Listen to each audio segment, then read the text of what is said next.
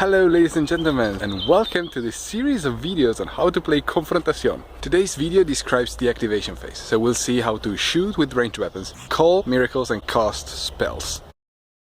So, as for the deployment, we start by making the activation sequence and proceed with a tactical roll based on the discipline of our generals. The Griffins total 9, so 7 plus 2 of the die, while Acheron rolls a 6, so rolls another die and adds to it, still totaling 8. So the Griffin win. They decide to go first and activate Fusiliers, which are marksmen. So we can take a look at shooting. Both Fusiliers declare the action of shooting.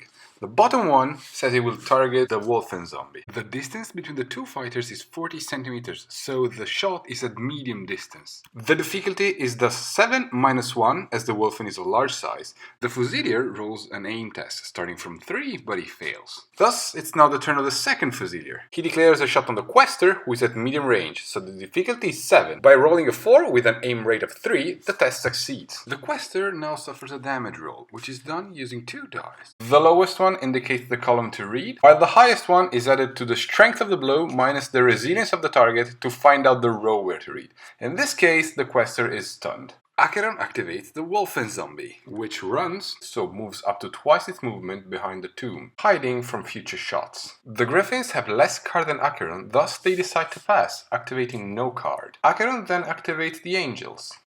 These fighters can fly, as indicated by the second movement rate in their card. The angels fly at level 1 by losing 5 centimeters of movement, and from there they're not in contact with any other miniature on the ground, but they can see over obstacles and other fighters. The Griffins activate the Templar. They both run, so they can move up to 20 centimeters, and they get in contact with the tombs. Acheron activate Questers, which are magicians. They both declare a run, plus casting of spells, which they both can do as they are warrior mages. They are also ethereal, so they can move through obstacles, as the first Quester does. Now, the Quester of Acheron casts Challenge of Death on the Praetorian Guardsman. He pays the initial cost of 1 mana gem from his reserve, and we check that the target is within range, as in this case. Now the magician can spend additional gems and get as many additional dice for casting the spell. In this case, he borrows one such gem from the other Quester, as it's his special ability. He thus rolls 2d6 plus his power rate of 3 to beat the difficulty of 5. In this case, the test succeeds. The target's force gets reduced, and we keep track of this with a counter. The Griffins play the Priestess. She declares a movement and the calling of a miracle.